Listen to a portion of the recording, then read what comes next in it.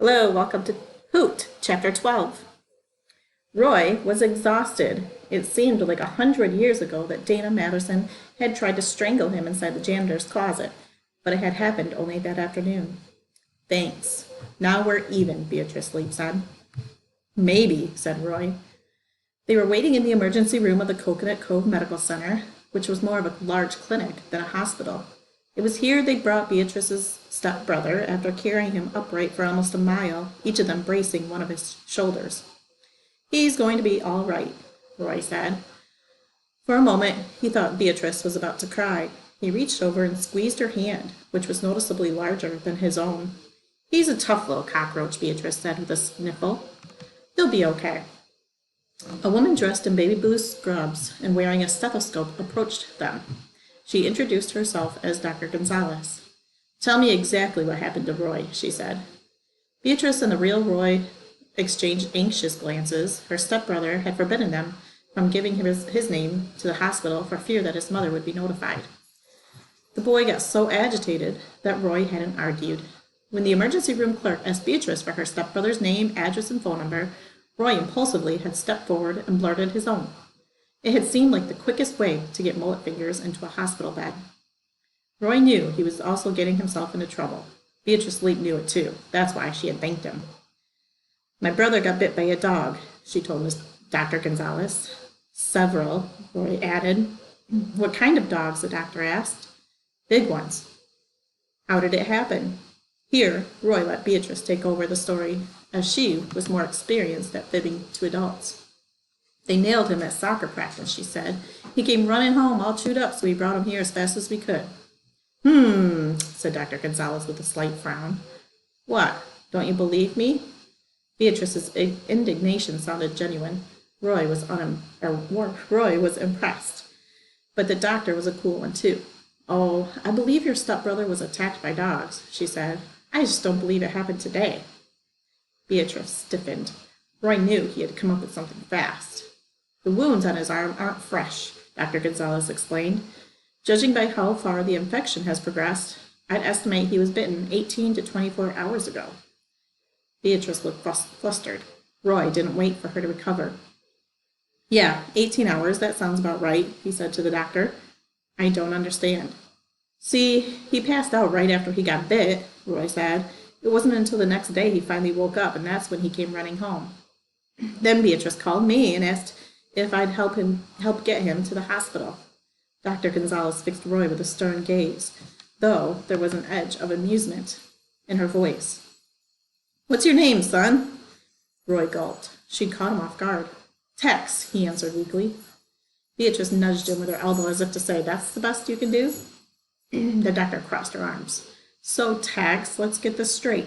Your friend Roy is mauled at the soccer field by several huge dogs. Nobody tries to help him, and he remains unconscious all night and most of the next day. And all of a sudden, he wakes up and jogs home. Is that right? Yup. Roy bowed his head. He was a pathetic liar, and he knew it. Dr. Gonzalez turned her steely attention to Beatrice. Why was it left for you to bring your stepbrother here? Where are your parents? Working, Beatrice replied. Didn't you call and tell them there was a medical emergency? The crew on a crab boat, no phone. Not bad, Roy thought. The doctor, however, wasn't buying it. It's hard to understand, she said to Beatrice, how your stepbrother could go missing for so long, and nobody in the family got concerned enough to call the police. Sometimes he runs away from home, Beatrice said quietly, and he doesn't come back for a while. It was the closest thing to a true answer that she'd given, and ironically it was one that made Dr. Gonzalez back off. I'm going to check on Roy now, she told him. In the meantime, you two might want to polish up your story. How's he doing anyway? Beatrice asked. Better. He got a tetanus shot, and now we're loading him with antibiotics and pain medication. It's strong stuff, so he's pretty sleepy. Can we see him? Not right now. As soon as the doctor had gone, Roy and Beatrice hurried outside, where it was safer to talk. Roy sat down on the steps of the emergency room. Beatrice remained standing. This isn't going to work, cowgirl. Once they figure out he's not you, it's a problem, Roy agreed, the understatement of the year. And if Lana hears about this, you know he'll end up in juvie detention. Beatrice said gloomily, until she finds a new military school. Probably someplace far off, like Guam, where he can't run away.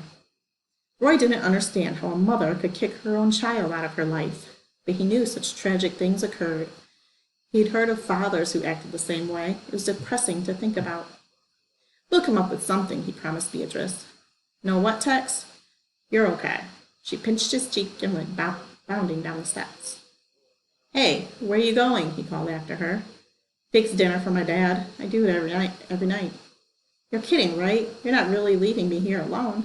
Sorry, Beatrice said. Dad'll freak out if I don't show up. He can't make toast without burning off his fingertips. Couldn't Lana cook his dinner at this one time? Nope, she tends bar at the Elks Lodge. Beatrice gave Roy a brisk little wave. I'll be back as soon as I can. Don't let him operate or nothing on my brother. Wait! Roy jumped to his feet. Tell me his real name. It's the least you can do, after everything that's happened. Sorry, cowgirl, but I can't. I made him a blood promise a long time ago. Please?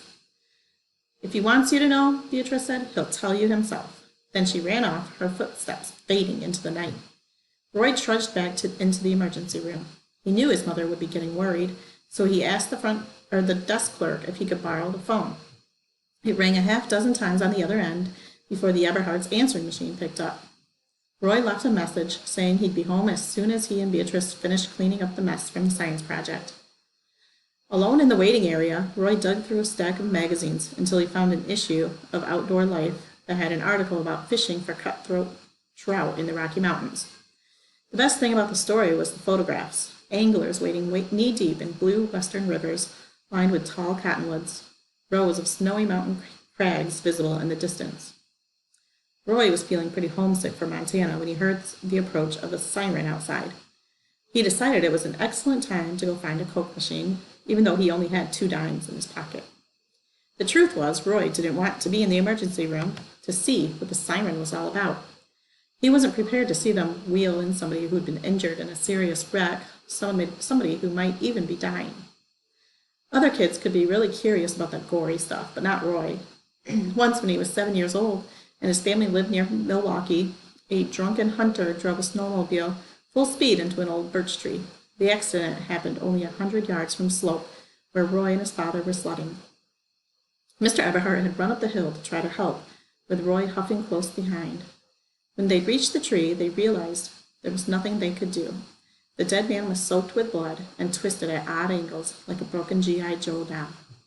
Roy knew he would never forget what he saw, and he never wanted to see anything like it again. Consequently, he had no intention of hanging around the emergency room for the arrival of a new emergency. He slipped through a side door and wandered through the hospital for about 15 minutes until a nurse intercepted him. I think I'm lost, Roy said, doing his best to appear confused. You most definitely are. The nurse steered him down a black corridor to the emergency room, where Roy was relieved to find no chaos or carnage. The place was as quiet as he'd left it.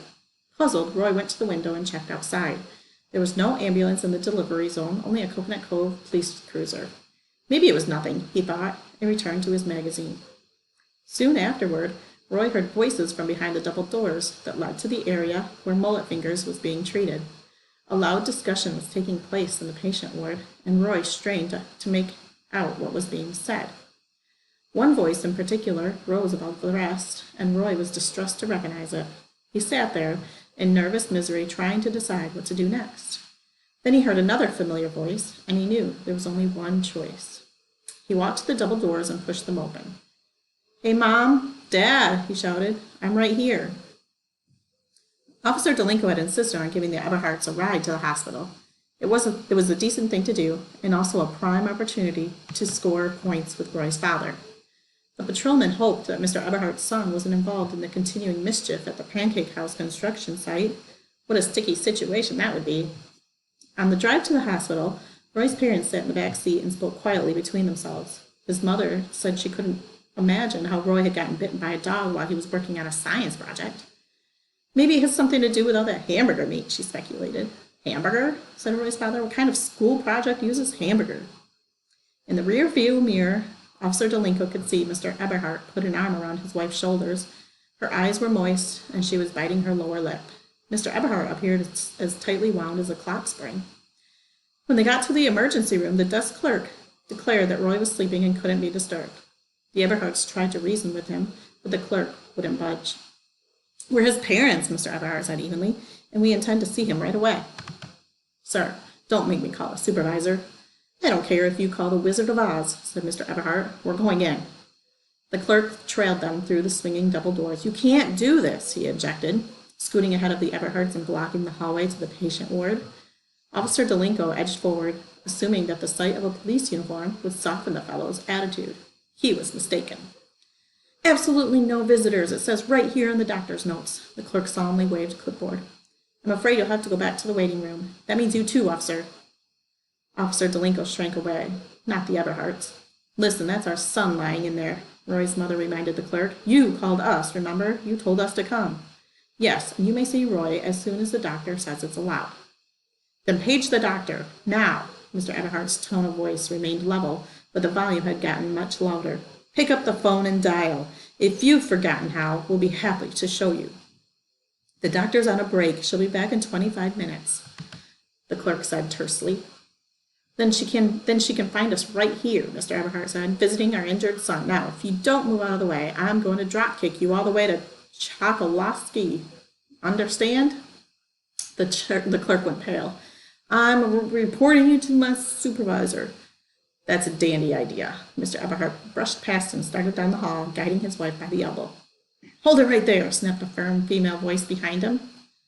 The Eberhards stopped and turned. Emerging from a door marked staff only was a woman wearing baby blue scrubs and a stethoscope. "I'm Dr. Gonzalez. Where do you think you're going?" "To see our son," replied Mr. Eberhard, or Mrs. Eberhard. "I tried to stop them," the desk clerk piped up. "You're Roy's parents?" the doctor asked the Eberhards. "We are." Roy's father noticed Dr. Gonzalez eyeing them with an odd curiosity. "Pardon me if this is out of line," she said, "but you sure don't look like you work on a crab boat." "What on earth are you talking about?" Roy's mother said.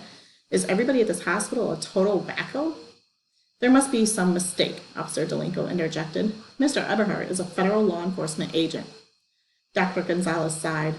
"We'll sort this out later. Come on, let's go peek in on your boy." The emergency patient ward had 6 beds, 5 of which were unoccupied. The 6th bed had a white privacy curtain drawn around it.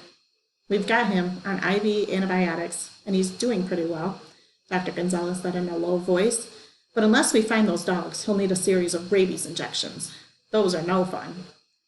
The Eberhards locked arms as they approached the enclosed bed. Officer Delinko stood behind them, wondering what color shirt Roy would be wearing. In the patrolman's pocket was the bright green scrap of clothing that had snagged on the Mother Paula's fence. "Don't be surprised if he's sleeping," the doctor whispered, gently pulling the curtain away. Nobody said a word for several moments. The 4 grown-ups just stood there blank-faced, staring at the empty bed. From a metal rig hung a plastic bag of ginger-colored fluid, the intravenous tube disconnected and dangled to the floor. Finally, Mrs. Eberhard gasped, "Where's Roy?" Dr. Gonzalez's arms flapped helplessly. I don't know."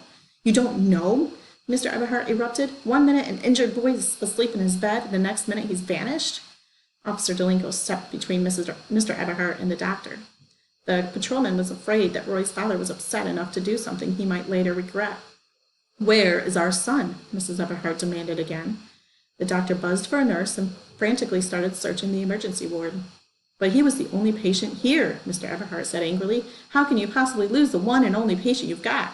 What happened? Did aliens beam him up to their spaceship while you were on your coffee break?" "Roy? Roy, where are you?" cried Mrs. Eberhard. She and Dr. Gonzalez began checking beneath the other 5 beds in the ward.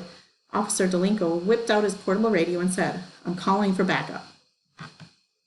Just then the double doors to the waiting room flew open. "Mom, Dad, I'm right here." The Eberhards practically smothered their son with a tandem hug. "Little devil," chuckled Officer Delinko, holstering his radio. He was pleased to see that Roy wasn't wearing a torn green t-shirt. "Whoa!" Dr. Gonzalez clapped her hands sharply. "Everybody hold on a minute." The Eberhards looked up quizzically. The doctor didn't seem especially overjoyed to have found her lost patient. "That's Roy?" she asked, pointing at their son. "Of course it is. Who else would it be?" Mrs. Eberhard kissed the top of his head. "Honey, you get back into that hospital bed right now." "Not so fast," Mr. Eberhard said. "I'm not sure what's going on here, but I've got a feeling we owe the doctor an apology. Probably several apologies." He planted both hands on Roy's shoulders. Let's see those dog bites, partner.